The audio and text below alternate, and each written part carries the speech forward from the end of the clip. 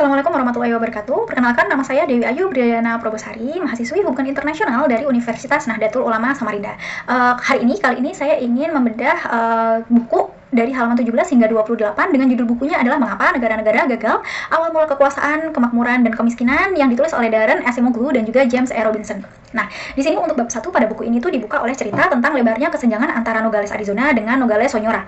Arizona sendiri masuk dalam wilayah Santa Cruz yang pendapatan per kapitanya kurang lebih 30.000 US dollar per tahunnya. Sedangkan Sonora yang masuk di negara relatif makmur Meksiko justru pendapatannya hanya sekitar sepertiga Arizona atau kurang lebih 10.000 US dollar per tahunnya. Kedua negara ini saling mempunyai kepentingan pada kotanya masing-masing dan dengan fasilitas yang diterima pun pastinya juga berbeda. Kondisi layanan kesehatan kedua kota ini sama-sama dinilai buruk, walaupun kenyataannya harapan hidup warga Sonora tidak setinggi tetangga mereka yaitu Arizona.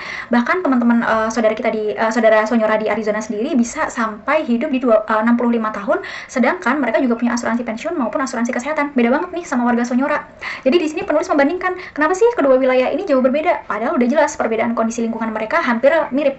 Kalau perbedaannya itu disebabkan oleh faktor asal-usul warganya, sepertinya itu tidak mungkin, karena kan latar belakang sejarah mereka sama. Di sini warga Arizona maupun Sonora berasal dari nenek moyang yang sama, memiliki budaya kuliner serta musik yang sama juga, dan bisa dibilang mereka memiliki budaya yang 100% sama.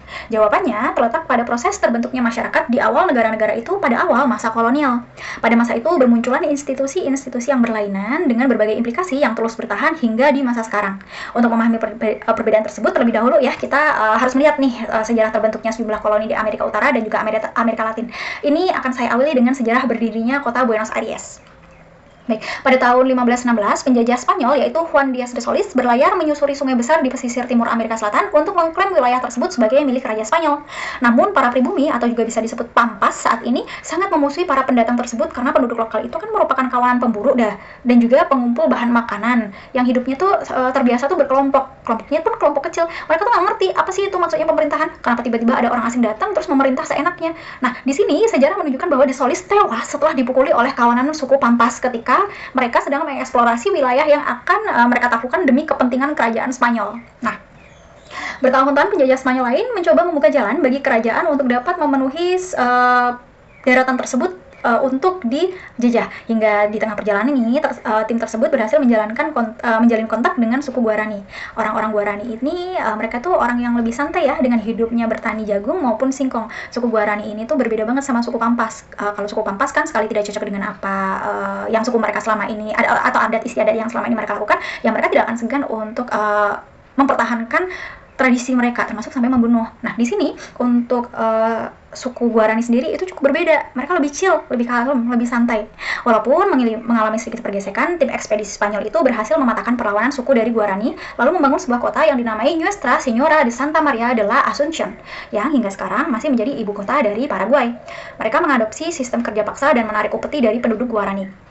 Nah, di sini nih, ini nih yang paling masyarakat koloni mereka tuh idam-idamkan. Soalnya kan setelah 4 tahun kemudian, segala apapun yang sudah mereka miliki di suku Guarani itu mereka akan memutuskan pindah ke kota yang baru. Bahkan dalam waktu 4 tahun ini, orang-orang Spanyol yang sudah menjajah suku Guarani ini pindah ke kota yang baru. Nah, kemudian kita akan melihat dari sudut pandang Caja Marsa. Nah, di sini ekspansi kerajaan Spanyol dan juga penjajah atas bangsa Amerika Latin diawali dengan invasi Hernán Cortés terhadap Meksiko pada tahun 1519, ekspedisi Francisco Pizarro ke Peru 1,5 dasawarsa sesudahnya, dan juga ekspedisi Pedro de Mendoza ke hulu sungai Rio de la Plata 2 tahun kemudian. Nah, 1 abad sudah itu tuh kerajaan Spanyol tuh berhasil menaklukkan dan menjajah sebagian besar kawasan barat dan juga selatan Amerika Selatan. Sementara kerajaan Portugal menguasai Brazil dan juga wilayah lainnya di sebelah timur. Nah, di sini penjajah tuh punya taktik untuk bisa segera mendapatkan wilayah jajahan mereka tuh tanpa perlawanan, yaitu dengan menawan para ketua suku, raja lokal, atau bangsawan lokal di sana. Menurut mereka, dengan cara ini bangsa Spanyol bisa menimbun kekayaan milik para raja yang dijadikan pesakitan, sekaligus juga memaksa orang-orang pribumi menyerahkan upeti dan juga bahan makanan mereka. Langkah selanjutnya adalah para penjajah ini bermukim di sana, menjadi kelompok elit baru, mengendalikan sistem penarikan pajak dan upeti, dan juga yang paling utama adalah menjalankan sistem kerja paksa. Selanjutnya penaklukan militer terhadap suku Aztec selesai dilancarkan pada tahun 1521. Cortes diangkat menjadi gubernur provinsi terbaru kerajaan Spanyol, mulai membagi-bagikan semua sumber daya yang bernilai tinggi, juga penduduk asli di sana melalui pembentukan lembaga yang disebut Encomienda. Encomienda sendiri pertama kali muncul pada abad ke-15 setelah bangsa Spanyol berusaha merebut kembali wilayah-wilayah selatan negeri mereka yang dikuasai oleh orang-orang Amor. Orang-orang Amor ini itu adalah bangsa Arab ya teman-teman. Mereka bangsa Arab ini menduduki kawasan yang itu selama kurang lebih 8 abad sebelumnya dan juga sesudahnya. Nah, pemberlakuan sistem Encomienda ini di dunia baru ternyata jauh lebih kejam. Jadi orang-orang penjajah Spanyol ini membagi-bagikan pribumi sebagai hadiah kepada setiap orang Spanyol yang disebut encomendero.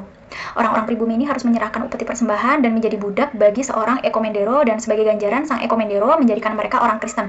Jadi bayangkan teman-teman, udah dijadiin budak, tidak ada surat budak. Kalau misalkan ada surat budak, nah terus nanti tuannya membebaskan budak itu kan ada suratnya tuh. Jadi dikatakan budak itu sudah bebas, maka tidak boleh diperjualbelikan lagi. Sedangkan di masa yang baru ini justru mereka nggak ada surat budak. Jadi budak-budak ini tuh kalau misalkan dikasihkan atau dibagi-bagikan ke tuan atau nyonya yang lain itu bebas. Sadis banget ya teman-teman. Baik, selanjutnya di sini untuk slide terakhir dari saya, informasinya bahwa penjajah memberikan kesempatan bagi raja atau ketua suku atau bangsawan pribumi untuk mengisi ruangan yang mereka miliki dengan emas, agar di sini ketua suku ini atau raja ini maupun bangsawan ini dan juga pengikutnya itu bisa dibebaskan. Namun kalau sampai mereka gagal nih, mereka akan dibunuh dan pengikutnya juga akan dijadikan budak.